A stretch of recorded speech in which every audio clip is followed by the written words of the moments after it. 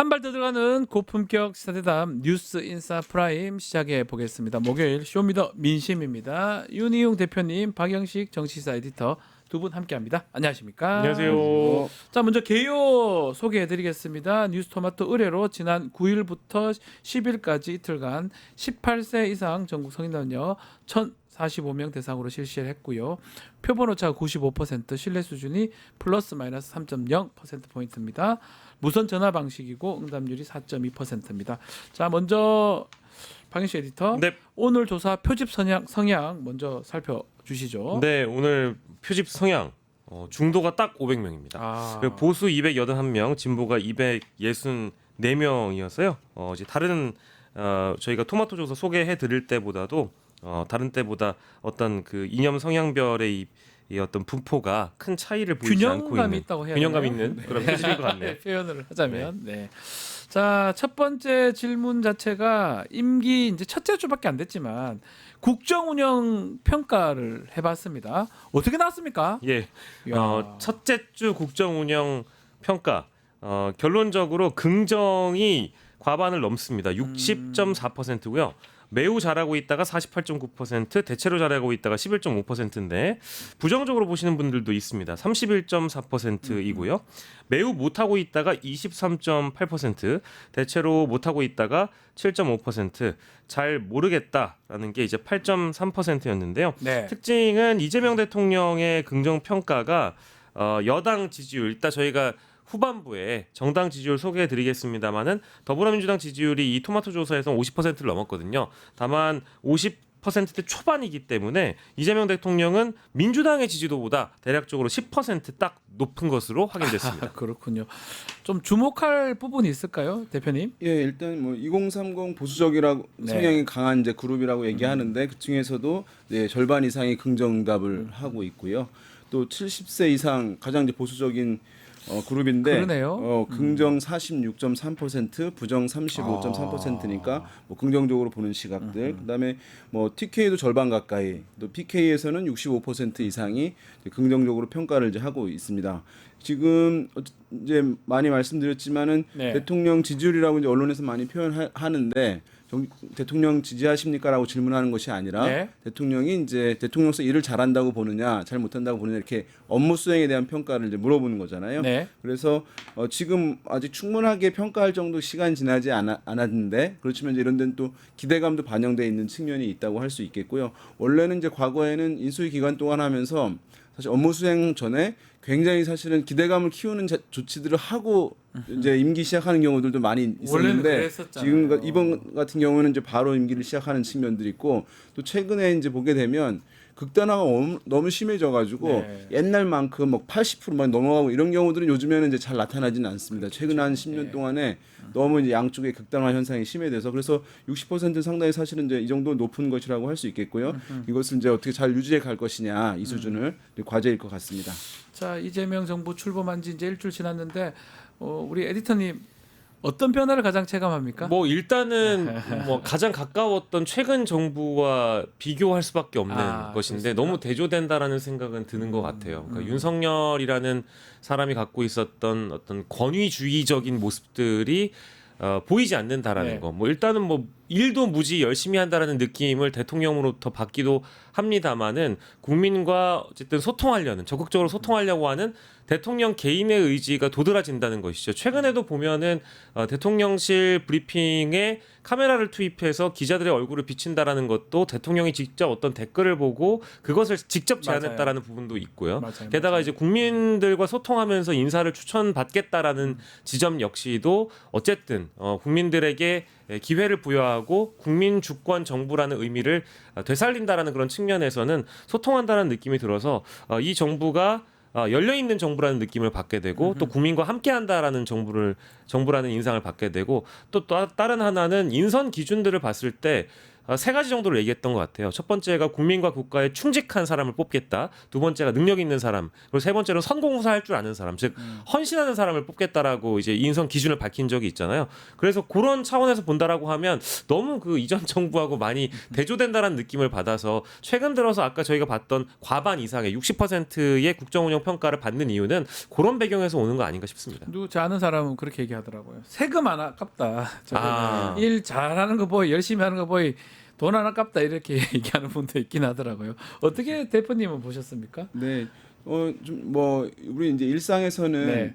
이게 안정감 많이 찾아가는 것 같아요. 실질적으로 뭐 어떤 변화되는 네. 게 특별한 게 있는 것은 아니지만 사람들 물어보게 되면 뭐 마음이 좀 이제 편해지고 지금 국정이 어떻게 이루어지는지를 그러니까, 알게 되는 거잖아요. 알게 모를 때 이제 되니까. 답답함이 있는 것인데 그것은 이제 그럼 알 권리도 충족시켜 주는 것이니까 그런 면에서 어떤 모든 게 하여튼 그렇죠. 정상화 이전에 이제 선거 과정에 보면 이제 대한민국 정상화라는 게 이제 사실은 이번 대선의 시대 과제 시대 정신이었다고 할 수 있거든요. 네. 그런 면에서 이제 그것이 이제 실현되고 있다 이렇게 볼 수 있을 것 같습니다. 자, 무엇을 국정 운영의 최우선 과제로 삼아야 하느냐 이 질문을 드려봤습니다.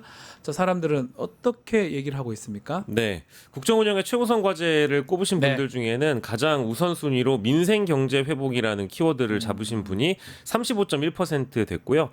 뒤이어서 계엄 내란 종식이 32.2%, 국민 화합 통합이 11.6%, 미국발 관세 대응 7.9%, 한반도 정세 안정이 5.3%였습니다. 그러니까 순서대로 제가 지금 말씀을 드린 거고요. 그러니까 다양한 국정 과제가 있다라고 대부분의 네. 이 응답층들은 인식을 하고 있습니다만 어쨌든 이 정부가 탄생하게 된 배경 중에는 윤석열 정부의 실정으로 인해서 경제가 매우 어려워졌다라는 점, 이제 이 대목을 최우선적으로 꼽고 있는 분들이 많았고, 뭐 이제 비슷하겠습니다만은 계엄을 종식하고 내란을 극복하는 정부가 돼야 된다라는 지점에 가장 큰 포인트를 뒀다라고 봐야 될 것 같습니다. 두 가지 같아요. 민생 회복, 내란 종식.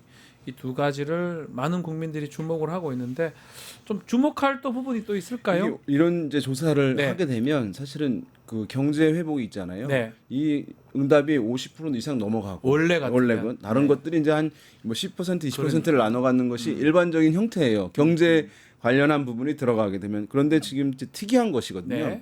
그러니까 경제 회복도 높게 나왔습니다만은 32.2%의 계엄 내란 종식은 35%보다는 적은 것 같지만 네. 사실은 이제 거의 차이가 없이 높은 거잖아요. 그러니까 경제 항목이 있음에도 불구하고 다른 항목이 굉장히 높은 비중을 차지하고 있는 것이거든요. 사실상 수의 그룹에 네. 그러니까 이 어떤 이제 유권자들 중에 국민들 중에 이 계엄 내란 종식이 여전히 매우 우리 사회에 중요한 과제이다라고 하는 것 그런 인식을 가지고 계신 분들이 사실 굉장히 폭넓게 지금 자리 잡고 있다고 하는 것이니까 이 부분이 이제 사실은 야당 입장에서 봤을 때는 네, 뭐 아까 이따 나오겠습니다만 네. 이제 이 내란 관련해서 계엄 관련해서 특검법들이 있잖아요. 이것이 정치보복 안 한다 하는데 정치보복 아니냐 이렇게 이제 야당 측에서는 공격을 이제 하는 부분일 텐데 지금 보시다시피 이 경제 항목과 비등할 정도로 국민들의 상당 부분이 이 부분에 대해서 좀 더 확실하게 종결 처리가 돼야 된다, 처벌이 돼야 된다라고 하는 인식이 있으니까 그러면 또 집권한 측에서는 이것을 무시할 수가 없는 것이기 네네. 때문에 그런 면에서 또 이런 부분들이 이제 어떻게 국민 여론들을 잘 이제 어쨌든 설득하고 해나가는데 이것들 잘 활용할 필요가 있을 것 같습니다. 그래서 예. 뭐 1호 법안 자체가 3대 특검법이었습니다. 이재명 대통령 내란 종식 이 부분 사실 이거를 통해서 사실 하겠다 뭐 이렇게 봐야 되겠죠. 네, 뭐 대통령께서도 이제 후보 시절에 그러니까 네. 선거 기간에 그렇게 말씀하신 적이 있죠. 그러니까 민생 경제 회복이 당연히 네. 급선무이고 중요하지만 내란 종식이 기본이 되는 것이고 그것을 극복해야만 당연히 경제 회복으로 나갈 수 있는 거다. 그러니까 함께 간다라는 말씀을 그렇죠. 하신 겁니다. 그래서 이건 필수적인 과제라고 생각하시는 응답층들이 많다고 봐야 될 것 같고요. 특검을 통한 뭐 진실 규명과 진상 규명은 국민의 명령입니다만 늦었을 때 가장 늦은 법인데 윤석열 정부 3년 내내 국민의힘도 반대했지만 대통령이 뭐 여러 차례 거부권을 쓰면서 진실 규명의 속도가 너무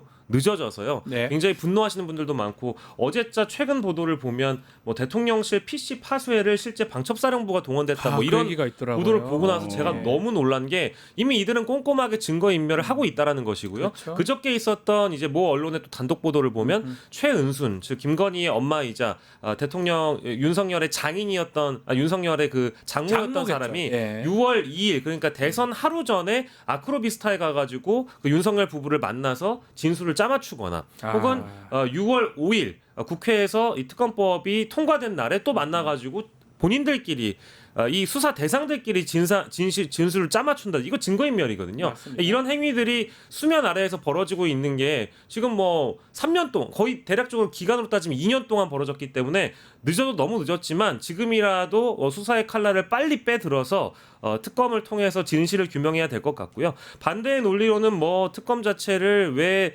지금 바뀐 정부가 검찰이나 경찰이 수사하고 있던 사안을 특검을 통해 하느냐라는 뭐 그런 말씀도 합니다만 저는 반대로 그렇다고 하면 지금 특수본 꾸려가지고 지금 이재명의 검찰이 5년 동안 수사하길 바랍니까? 정말 그렇게 원하면 탈탈 털어드릴 수도 있는데 예. 압축적으로 빠른 기간 안에 특검을 통해 국민들의 피로도를 줄이는 방식으로 기간을 한정해서 수사하겠다라는 거니까 이 특검법의 속도를 내는 건 어찌 보면 너무 당연한 일이라고 봐야 되겠습니다. 대통령이 이 부분을 네. 확고한 것 같아요. 그래서 그 대선 때 보면은 두 가지 정부 지향점을 얘기했는데 그러니까요. 그러니까 유연한 실용 정부 또 하나는 정의로운 통합 정부 했던 것 같아요. 네, 두 가지. 근데 이 예. 정의로운 통합 정부가 보시면은 이게 이제 수식어랑 이게 잘 이제 아주 매끄러운 게 아니잖아요. 그러니까 정의로운 통합 정부 통합을 하는데 이 정의 문제를 놓지 않겠다고 한 것이니까 이제 계엄과 관련한 부분에 그렇죠. 대해서 하겠다는 하겠다는 의미를 하겠다는 것이죠. 계속 이제 강조를 해왔던 것을 이제 알 수 있습니다. 자, 오늘 13일 날은 민주당 원내대표 선거 실시가 됩니다. 그러니까 내일입니다. 내일 오늘부터 하죠. 권리당원 온라인 투표를 하고요. 하고요. 네. 내일 이제 선거가 되는데 일단 이것도 조사를 좀 했습니다. 누가 민주당의 원내대표로 적합하다고 생각하는지 결과 먼저 소개해 주시죠. 예, 요 보도가 이제 굉장히 요 여론조사가 굉장히 핫하게 또 오늘 다뤄질 것 같은데요. 예. 일단은 차기 원내대표의 적합도입니다. 여론조사에 참여하신 분들은 일단 서영교 후보가 26.1%, 김병기 후보가 18.2% 이렇게 응답을 했고요. 네. 다만 그 외에 다른 인물이라고 말씀하신 게 18.5%입니다. 꽤 높고요. 없다라고 얘기한 게 25.3%, 잘 모르겠다가 근데 11.8%여서요. 모르겠다나 그 외 다른 인물 왜 나왔죠? 근데 근데 다른 정당 지지자들이니까요. 네. 그렇습니까? 뭐 관심이 아, 없거나 가능하긴 해. 한 것이니까 아하. 예 그래서 그러면은 이제 요게 절반만 줄이면요. 예? 나머지가 이제 보수층이라고 해서 관심 없다 하잖아요. 그러면 그렇게 봐야 이것이 되군요. 26.1%와 18.2%를 50으로 줄여가지고 다시 하잖아요. 그럼 이제 민주당 지지층이 나오는 것인데 예? 거기서는 서영교 41.4, 김병기 28.9. 예. 이제 한 10% 포인트 가량 이제 차이 나는 건데 예. 그렇게 이제 결과가 나오는 거죠. 지금 이거는 전체 응답자들이에요. 근데 이거를 이제 반으로 줄여야 되겠죠. 민주당 지지층. 네. 민주당 지지층만 봤을 때는 방금 말씀드린 대로 서영교 41.4, 김병기 28.9. 네. 이렇게 거의 비율이 사실은 이게 41.4와 28.9 앞자리가 달라서 커 보이지만은 네. 이게 이제 한 10% 약간 넘는 그런 차이 이제라고 할 수 있겠습니다. 이게 사실 왜 이렇게 이 적합도 조사도 의미가 있냐면 이전만 해도 우리가 원내대표 선거를 반장 선거로 비유를 많이 했거든요. 의원들끼리 뽑기 때문에 아무도 예측하기 어렵다고 했는데 그럼 많이 틀리죠. 또 틀리기도 해요. 그래가지고 예. 여의도에 많은 선거들 있잖아요. 네. 원내대표 선거는 예측하지 예측하지 마라. 마라. 이게 어차피 정설입니다. 모른다. 의원들 네. 마음 우리가 어떻게 하느냐라는 건데 이번에 민주당에서 권리당원 20%. 20% 넣습니다. 네. 요것 때문에 여기 이제 의미가 있는 거예요, 조사가. 네. 맞습니다. 근데 이제 권리당원 투표 네. 20% 반영되는 게 이제 민주당 역사상 처음으로 이제 권리당원 투표를 원내대표 선출에 반영하는 거여서 당원들의 영향력이 커졌음을 분명히 의미할 수 네. 있는 거라고 봅니다. 그리고 또 이제 이재명 대통령 시대가 열리면서 이 룰을 첫 번째로 반영해서 하는데 이제 저희가 뒤에도 얘기를 하겠습니다만은 지금 최근에 언론의 보도들에서 많이 접하셨던 김병기 의원의 자녀 국정원 네. 채용과 관련된 그 이슈가 사실 그 보도가 나오지 않았다라고 하면 지금 이 여론조사에 나온 뭐 서영교, 김병기 중에 서영교 후보를 좀 더 높게 후보 적합도로 높게 응답할 수는 있었다고 보는데 이 그 전에 보도가 했던 거니까. 예, 근데 이 보도가 나옴으로 인해서 야.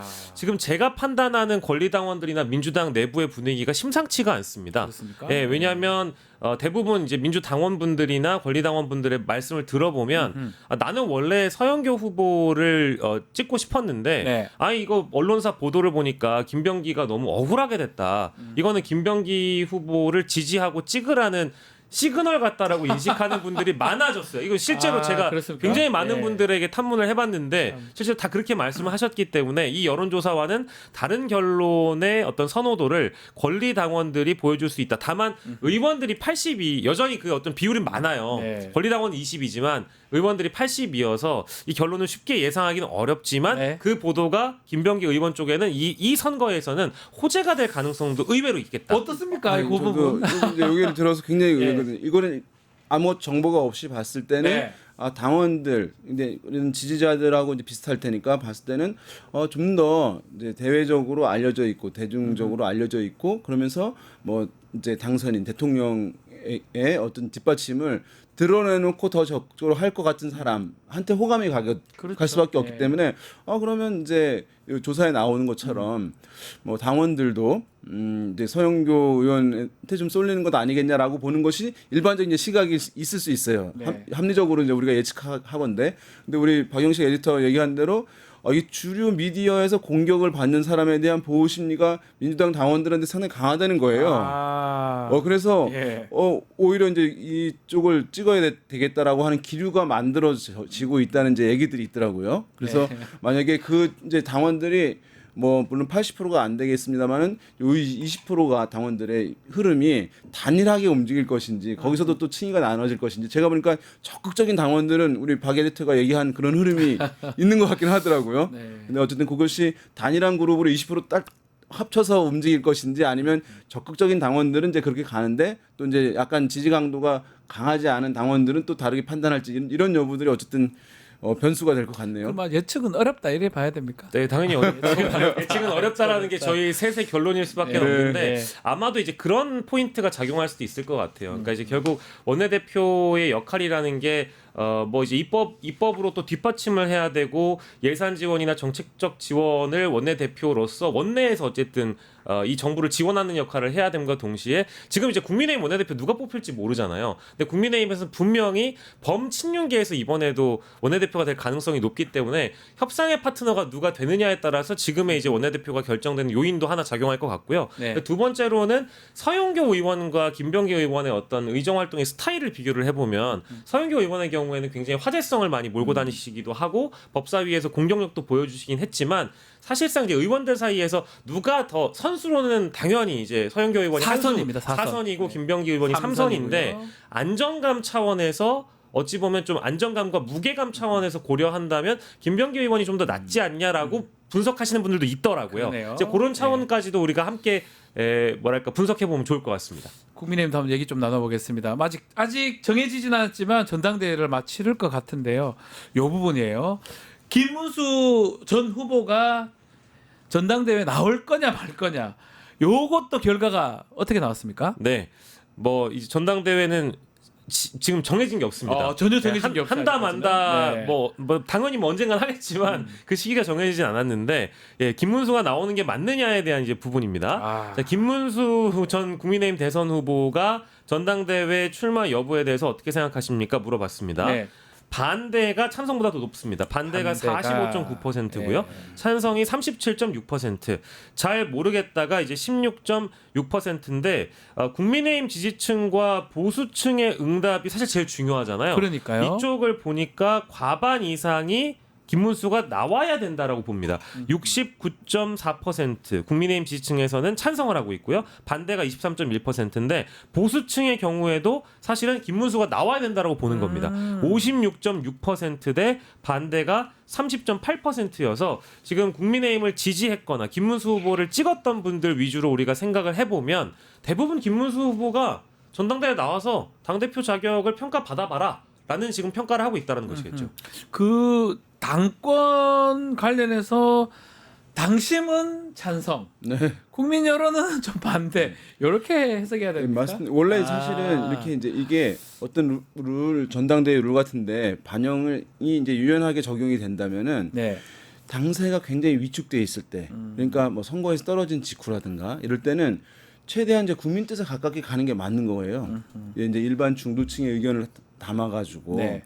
근데 만약에 좀 당심들 의견들 강하게 반영될 땐 정말 당사가 셀 때, 네. 그러면 당원들만 가지고 한번 해볼게. 이제 이럴 수 있는 것인데 그렇죠. 지금 이제 국민의힘은 변화와 쇄신을 한다고 한다면 중도층이나 이제 일반 국민들의 의견도 반영함으로써 그동안 이제 좀 약간 폐쇄적으로 있었던 당제 지지층들 적극 지지층 위주로 의사결정들이 이루어졌던 것도 좀 깨는 방향으로 쇄신과 변화를 가져가는 것이 필요한 것인데 이제 이것이 아마 친윤 그룹들에서는 이제 근거로 활용되겠죠. 나오게 하는데 뭐가 왜 나오지도 못하게 하느냐라고 하면서 그것이 이제 당의 어떤 개혁, 혁신, 변화를 이제 더디게 할 수밖에 없는 제약할 수밖에 없는 또 요인들이 되는 것이니까 당이라고 하는 것은 진짜 어떤 확실하게 이제 그 그룹들이 있어야 되는데 네.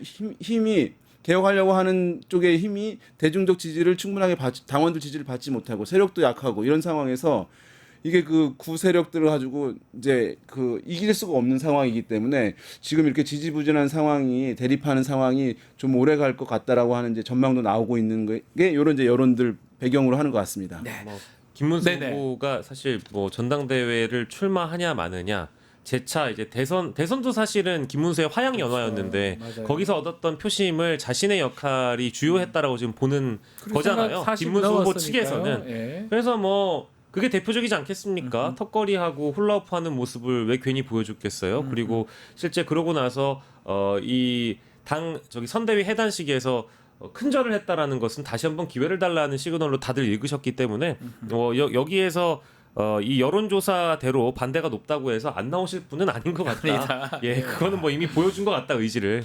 자, 마지막으로 이번에 정당 지지율 조사 소개 좀 해주시죠. 네, 정당 지지도를 보겠습니다. 네. 더불어민주당이 총선 후 첫 여론조사에서 이제 과반 이상이 됐습니다. 50.4%고요. 총선 대선 포함해가지고 50%를 넘어간 조사는 이 조사 처음인데요. 50.4%고요. 국민의힘이 28.2%입니다. 국민의힘의 경우에는 총선 후, 총선 직전 그 조사 대비 6.5% 하락을 한 것이고요. 개혁신당이 4.9%, 조국혁신당이 3.4%, 진보당 1.6%, 지지하는 정당 없음이 8.8%, 그 외 다른 정당이 2.3%였습니다. 상당히 벌어진 것 같습니다. 이렇게 양당 특히 두 정당의 지지율 격차가 최대치로 벌어진 부분 네. 어떻게 해석해야 됩니까? 문제 되게 보면은 첫 네, 첫이니까? 그 어떤 이제 정권 바뀌고 난 네. 다음에 우리가 심지어 내가 스스로 보수다 진보다 하는 것도 변하거든요. 네. 그러니까 어떤 대통령이 임기를 시작해서 인기가 좋잖아요. 그러면 진보 대통령이라면 진보 비율을 늘어납니다. 또 그렇군요. 그러니까 정당 지지율도 이제 그런 측면이 있습니다. 이제 선거에 패배한 쪽에서 네. 뭐 이것이 아름답게 패배했다고 한다면 난 여전히 지지한다라고 누가 물어봤을 때 이렇게 또 조사에 응답을 하겠지만 네. 지금은 이제 그것을 당당하게 밝힐 수 없는 부분 또 이긴 쪽에 내가 포함하고자 하는 심리 있잖아요. 그런 것들 더해지고 하면서 격차가 뭐 50% 넘어가는 상황인데 사실 뭐 되게 힘든 일이죠. 실제로는 이게 그렇죠. 약간 이제 정권 초 효과가 반영이 된 것으로 보입니다. 알겠습니다. 자, 뭐 정권 초 효과지만 뭐 앞으로 또 어떻게 하냐에 따라서 국정 지지율 또 정당 지지율도 변동도 있을 것 같기도 하고 더 올라갈 수도 있을 것 같기도 합니다. 자, 오늘 말씀은 여기까지 듣도록 하겠습니다. 두 분 말씀 감사합니다. 유튜브 구독하고 실시간 채팅과 댓글을 남기시면 매일매일 7,000TTCO를 드립니다. 참여 방법은 통통물 어플을 다운로드하고 회원가입과 로그인을 해주세요. 마이페이지에서 나의 회원 고유 번호를 복사해주세요. 유튜브 구독 후 실시간 채팅이나 댓글창에 고유 번호를 한 번만 입력하면 준비 끝! 지금 유튜브 채팅과 댓글 쓰기 참여하고 7,000TTCO 받아가세요.